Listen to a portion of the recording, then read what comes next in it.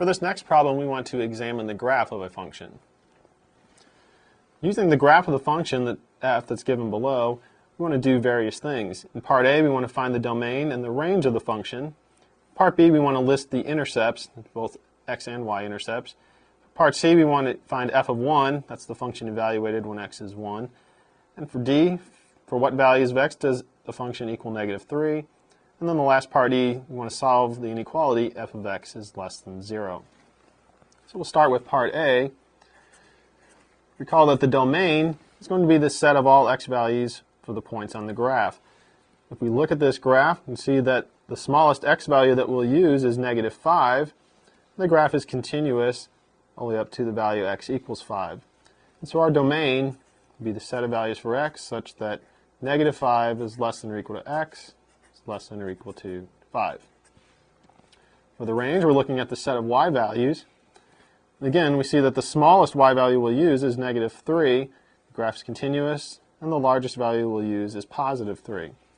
So our range is the set of y values such that -3 is less than or equal to y, is less than or equal to 3. For part B, we want to list the intercepts. The intercepts are at points where the graph crosses an axis.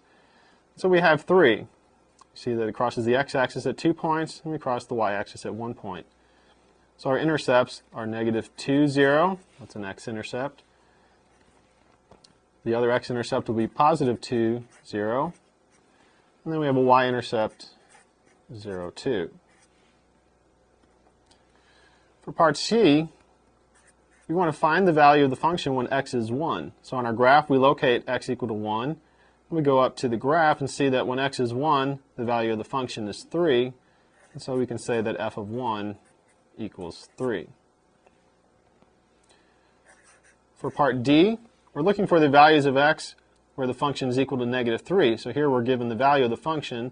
So when you look at the y coordinates, we'll see that y is -3 at 2 different points. And so f of x equals -3 at x equal to -5 and x equal to 3. For the last part, we want to solve the inequality f of x less than 0.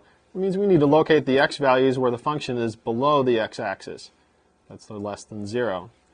So by looking at the graph, we can see that the function is below the x-axis for these values for x over here, and it's also below the x-axis for the x values over here. So f of x will be less than 0 for values of x that are less than -2, greater than or equal to -5. So we'll write -5 less than or equal to x, less than -2, or